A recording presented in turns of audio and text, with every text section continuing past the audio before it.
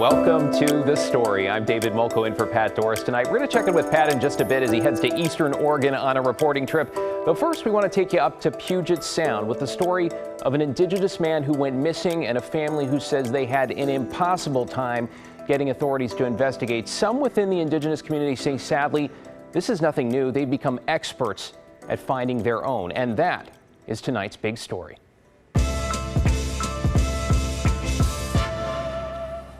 And we begin tonight with a warning. The story you're about to watch includes disturbing details, including moments from one family's 911 calls for help. Details, though, that are central to their story. That is because it was the family's own investigation, they say, that led them first to his killers and then to their son's body. PJ Randhawa with the Facing Race team at our sister station King 5 in Seattle explains. 911. I need the police here right now at Lake Isabella. They're taking us to Derrick's body. I'm really scared. A family's plea for help. Now, get cops out here now, please, now, before somebody's killed again. Help that would come too late. God damn it! Those who knew and loved 27-year-old Derrick Wily are still stunned at his brutal murder. He was just a funny kid. Derrick's foster mom, May Lynn, raised Derrick and his brother Taylor. He's the only one of my kids that ever asked me to be his mom. And I still remember the look on his face when he asked me to be his mom. And I touched his cheek. I said, yeah, let's work on that. Derrick struggled with addiction and was no stranger to local police. He would routinely disappear at times, but when his family hadn't heard from him in weeks, they decided to go to police and file a missing persons report. Police initially did not take the report, saying there wasn't enough information and Derrick was an adult. But I wasn't surprised by it because I know it's a systemic issue for our people. Statistics show Native men make up 75% of all Indigenous homicide victims. Our men, they're missing and murdered too. It seems like they keep being just left out of the conversation. They're always talked about in the deficit. It's also asking, well, were they drinking? Are they an alcoholic? Are they a drug user? Abigail Echohawk is with the Washington State Task Force for Missing and Murdered Indigenous Women and People. It is a common story for police departments to not take the missing persons reports of Native people. That's why our people have become experts at finding our own. With no police support, that's exactly what Derrick's family did. They launched their own search. This is the house right here. His brother Taylor started by tracking down the last people who saw Derrick before he disappeared. What about you, man? You all right? Get up.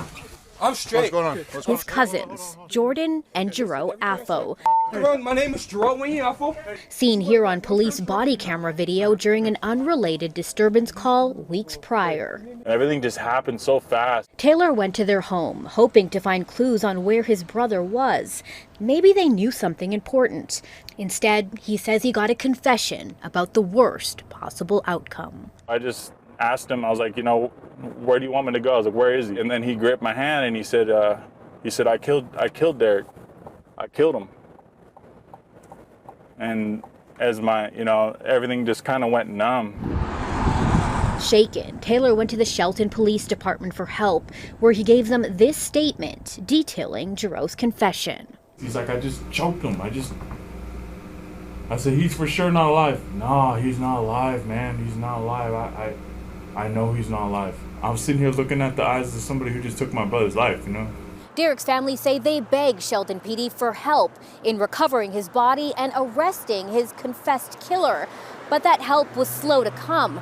Shelton police say it's because the crime scene wasn't in their jurisdiction. Once we got that information that they were going there, we reached out to Mason County Sheriff's Office and said, hey, this is the information that we have. We immediately notified them.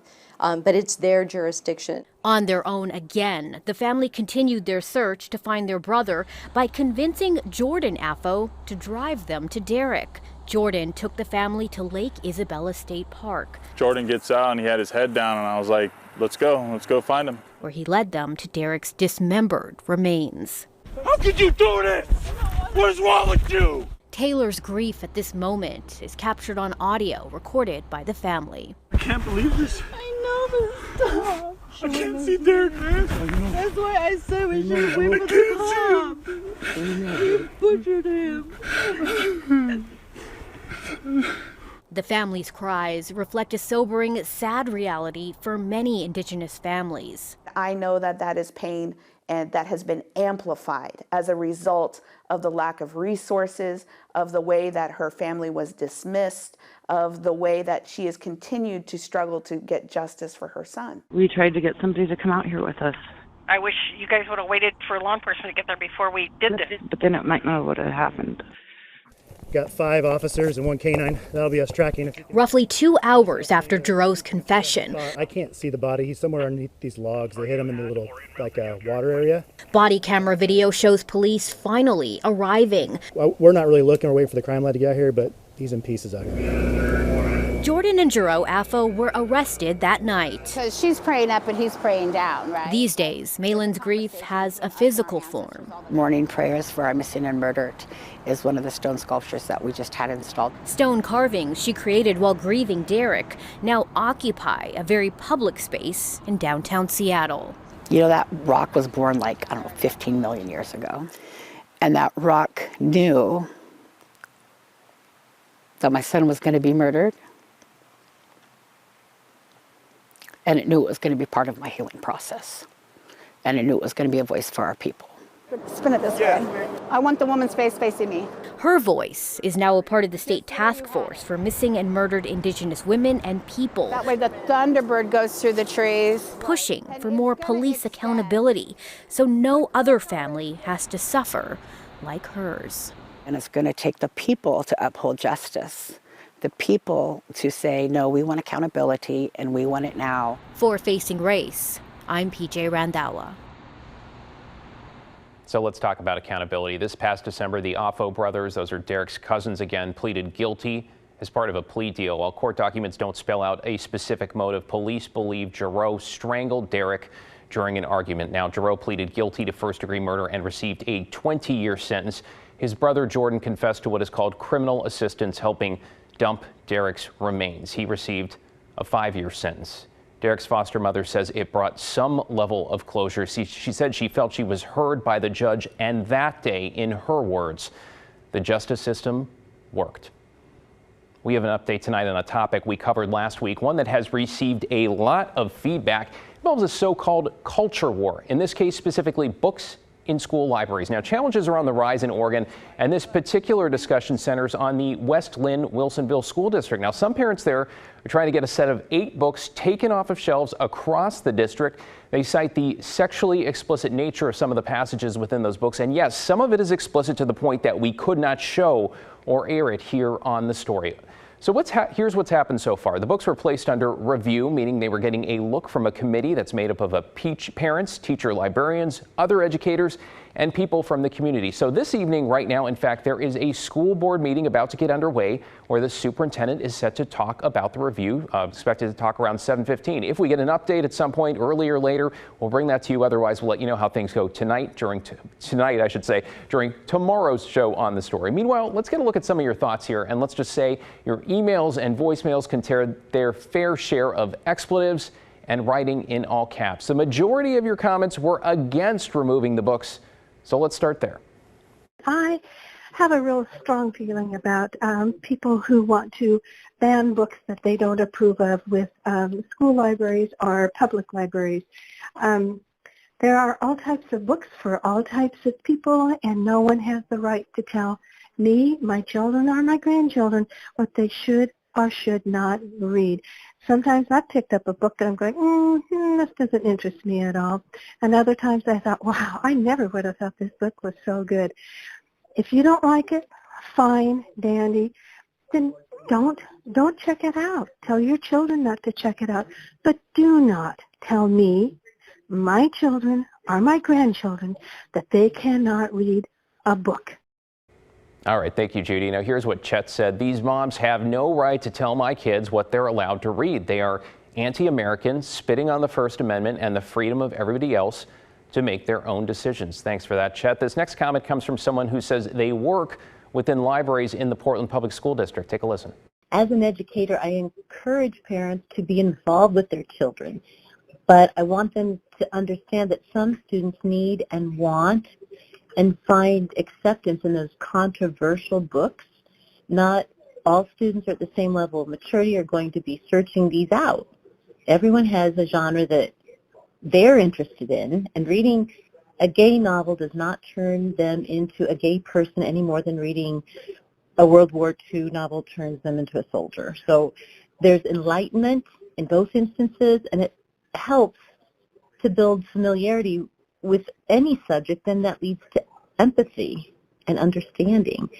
So I suggest limit your own child's education if you have to, but please do not choose for others what they want and need to learn about.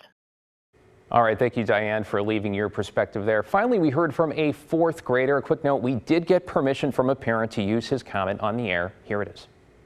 I'm a fourth grader and I love to read banned books. And I believe that there should not be a line drawn between which books you should read and which books you should not read. I believe that should be the choice between the students. And banned books have only made me more of a critical thinker. They've introduced me to many different subjects, and it's introduced me to the real world and how it really is out there. And I get it. They're easy to understand. They're very comprehensible if you understand them, and it's only changed me for the better. Thanks, Sage, for leaving the voicemail. All right, so there were also a good number of you who agree with the group featured in the story that the books do not belong in public schools. Marika sent us her thoughts this morning. Quote, they are not requesting the schools ban curriculum books. They are asking that books containing R and X-rated content with sexually explicit content be removed. She went on to write, this is not about a religious point of view. This is not about a political point of view. And this is not about one's sexual preference. Those are her words there. This is about obscene, over-sexualized pornographic books that are being handed to our children at school, end quote. Well, thank you, Marika. Here's a voicemail from David. I am against having anything sexually connotation or whatever in the school library. Our children are bombarded with porn every day because of the iPhones, because of the iPads and the different computers, and I am against the books being in the library. Thanks, David, for that message. Let's hear from Kim, who wrote, why can't school be just that? School. Kids are already going to be getting into inappropriate things without us allowing this in the school. Good job, moms. Keep going. Many are cheering you on. All right, several of you also raised this point that Randall made talking about some of the explicit passages from the books. If you can't show them on your broadcast, why the heck are they in schools? Something to think about. Barb adds this, it seems pretty simple to me. If passages from the books in question have to be bleeped out on the nightly news, then they don't belong in publicly funded schools. All right, those are just a sampling of some of your thoughts. We got a lot, right? Again, the school board meeting's happening right now. We expect an update later this evening. We'll have that for you Tuesday, right here on The Story. Still ahead tonight, the decades-old debate over daylight savings races on as quick as the sun. So can we sunset changing the clocks twice a year once and for all? Better check your microwave, your oven, yeah, you know what? You get the idea. Wind the watch when The Story returns.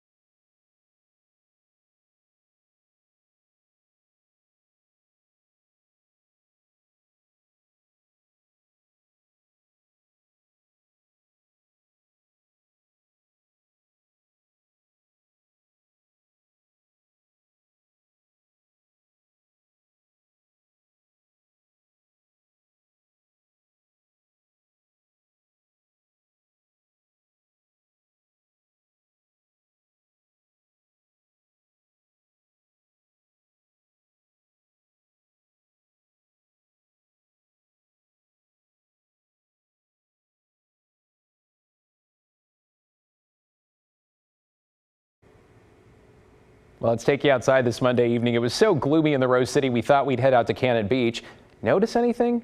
Yeah, it is still light out there, and what a sunset it's going to be. 7:19 tonight, down from 6:18 or 6:18 as of 2 days ago, since daylight saving time has begun. Our phones make the switch for us, watches, microwaves, and our bodies really not so much. I'm curious to know how it went for you losing that hour of sleep, especially if you have small kids. I had to get up to meet Laurel at the Northeast Portland St. Patrick's Day Parade. A lot of fun, by the way, but getting up at the new 10 when I'm typically up until 1 since I work late, even that felt a little rough. Okay, later sunsets aside, unless you're watching us from Hawaii or most of Arizona, which if you are, drop us a line. We'd love to meet you. Unless you're in one of those places, we do this twice a year, year after year after year, even though most folks, turns out, aren't fans at all. So we ran an informal poll this morning on sunrise, which showed overwhelmingly, granted, the next day, that you're not a fan of changing the clocks. A more scientific poll from YouGov shows that the majority of Americans, 62% of those surveyed, are also done with it. Only 21% of people want to keep doing it.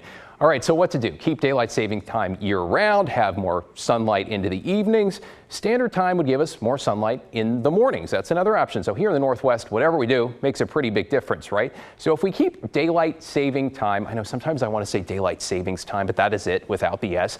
That means the sun wouldn't come up until almost 9 a.m. in January, but we'd get more sunlight in the afternoons, fewer of those before 5 o'clock sunsets. If we stay on standard time, which is what we use now in the winter, mean the sun would come up super early in the summer, about 4:30 in the morning, and will go down earlier, not around 9 o'clock as we have now. Okay, the same YouGov poll found people prefer later sunrises and sunsets. About half of Americans want to stay on permanent daylight saving time rather than standard time. So that is what lawmakers are also hoping for. Last year, the U.S. Senate unanimously passed the Sunshine Protection Act.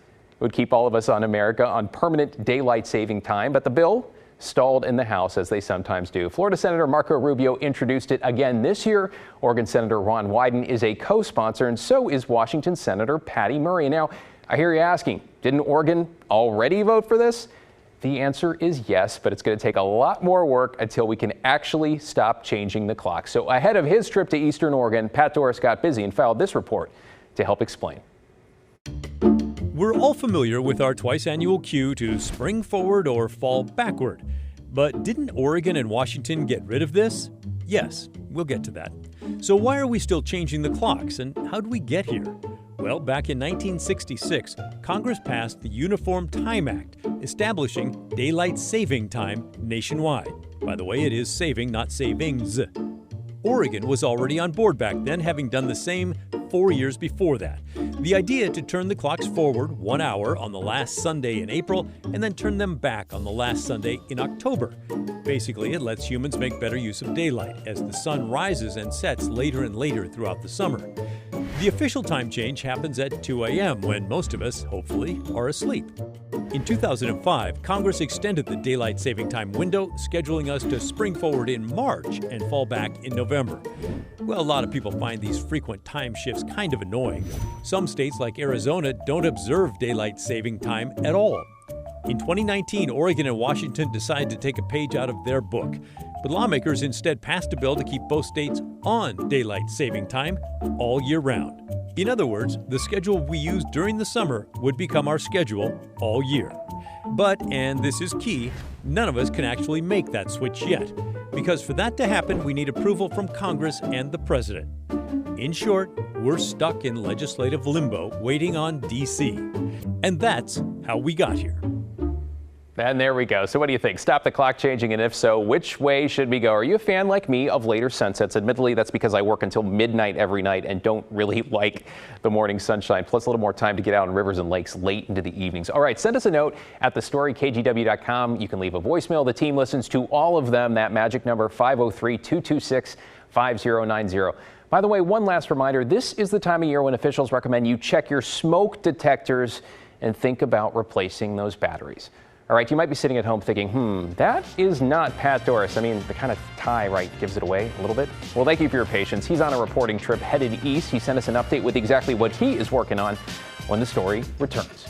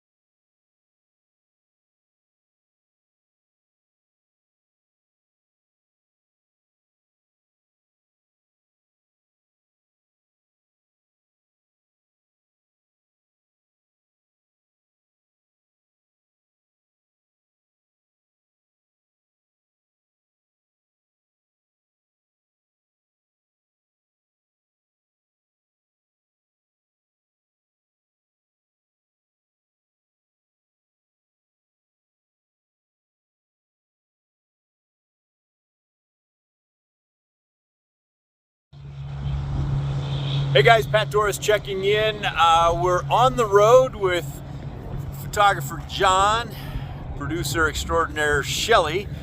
We're actually on our way to Eastern Oregon, where we're going to talk to folks about their frustrations with the state of Oregon. A lot of you have emailed in saying, hey, there's this whole greater Idaho movement. Why don't we hear from those folks and find out what they're so frustrated about? We thought that was a great idea. So we're on our way, and light stands are falling as we go because it was a little harsher over here today. Anyway, we expect to meet some really great people and to sit down and listen and hear what their frustrations are. It's kind of our listening tour, the story style. Eddie looks like he's already having fun, right? We'll have more updates from Pat over the next few days until his return right back here Thursday night. By the way, I'm sure you know about KGW.com, the KGW app, the Story YouTube page, but a reminder about our streaming service, because if you have a Roku or Amazon Fire, you can watch today's show plus previous shows and segments anytime you want. Go to your Roku or Fire homepage and add KGW Plus to your home screen. Check it out, and of course, let us know what you think. The KGW Great Food Drive is well underway, and thanks to your generosity, we're about halfway to our goal of providing 1.2 million meals. Last year, as many as 1 in 8 Oregonians sought food assistance, so please give if you can. Just head to kgw.com/food drive. All this week, local Toyota dealers will double your donation, so what better time than now? We also want to thank Rivermark Community Credit Union, Pacific Office Automation, and Safeway for making this year's food drive a huge success, and especially to all of you.